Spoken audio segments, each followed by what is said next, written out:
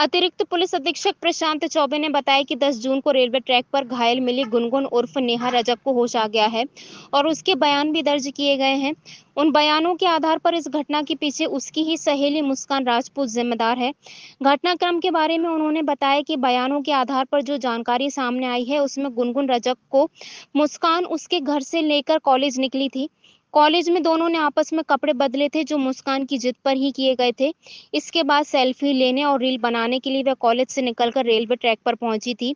जब वह दीवार की ओट में पहुंची तब मुस्कान ने गुनगुन के सिर पर और चेहरे पर पत्थर से कई बार हमला किया, जिससे वह बेहोश हो गई। उसके बाद उसे कोई जानकारी नहीं है। वहीं रेलवे ट्रैक पर घायल युवती की जानकारी लगने के बाद तुरंत ही कोतवाली पुलिस द्वारा उसे मेडिकल कॉलेज में भर्ती कराया गया था।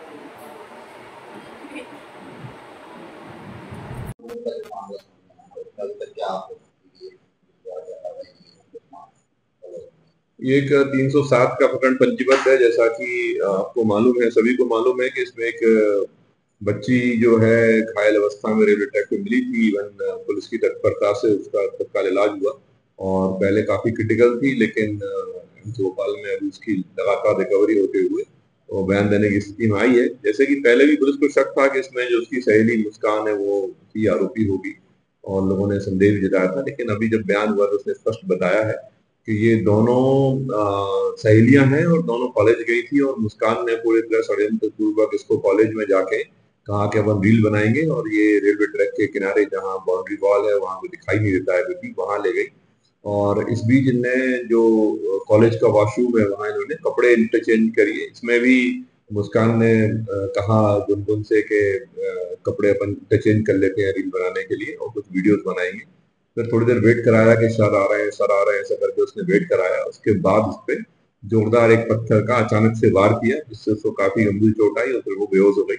उसके बाद और भी पत्थर उसके सिर में पटके और उसके बाद उसको ले जाने का प्रयास किया रेलवे ट्रैक पे डालने का और अपना बैग उसके पास डालने का प्रयास किया, लेकिन फॉर्चुनेटली कुछ लोग निकल गए वहां से, तो तत्काल पुलिस पहुंच गई और उसको सेव कर लिया। पहले तो ये लग रहा था कि ये बच्ची जो है वो मुस्कान ही है, क्योंकि सुसाइड नोट भी उसका मुस्कान के नाम का मिला था बैग में और बैग भी मुस्कान का था। लेकिन बाद में पता चला कि जब ये ट्रेस हुआ कि बच्ची गुनगुन है और अब जब उसने स्टेटमेंट दे दिया है तो एकदम स्पष्ट हो गया है कि मुस्कान ने पूरी तरह षड्यंत्र पूर्वक इसको वहां ले जाई गई है और ले जाकर उसने उसको मारने का प्रयास किया है और अपना बैग, अपने कपड़े उसको पहना के और एक सुसाइड नोट अपने नाम का उसमें डालने का इसने प्रयास किया है।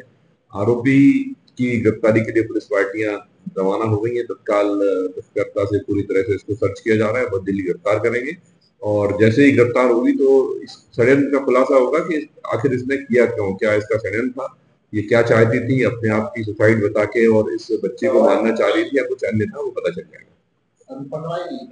अभी आरोपी जो पकड़े नहीं गई है, बहुत चूंकि अब पीड़िता का स्टेटमेंट हो गया है, चीजें एकदम क्लियर हो गई है, बहुत जल्दी गिरफ्तार करेंगे। आज सोमवार को कलेक्ट्रेट के विधवा सभा कक्ष में सुबह 11 बजे से समीक्षा बैठक का आयोजन किया गया, जिसमें कलेक्टर बुद्धेश कुमार वैद, अपर कलेक्टर अनिल कुमार डामोर, जिला पंचायत सीईओ योगेश तुकाराम भट्टसट सहित अन्य जिलाधिकारी मौजूद रहे। 40 शिकायतें हो तो उनसे बात करो ना, वो आपके हाथ का मामला। 40 शिकायतें बंद हो जाएगी साथ, लिखा पड़ी अच्छे से करो तो जाति कल्याण स्टाइपेंड है वो इंडिया के इतना ही मिले, बट गवर्नमेंट ने पॉलिसी डिसीजन लिया है कि उनको ना दिया जाए। तो ऑफकोर्स किसान कल्याण की शिकायतें बढ़ा हुई। इतना बड़ा डिपार्टमेंट 108-58 शिकायतों को डील कर रहे हो। अभी अपने आप पड़ जाएगा। हाँ? तो छात्रवृत्ति वाले में आप लोग एक बार देखिए ना, वास्तव में उनको छात्रवृत्ति दी जानी है कि नहीं।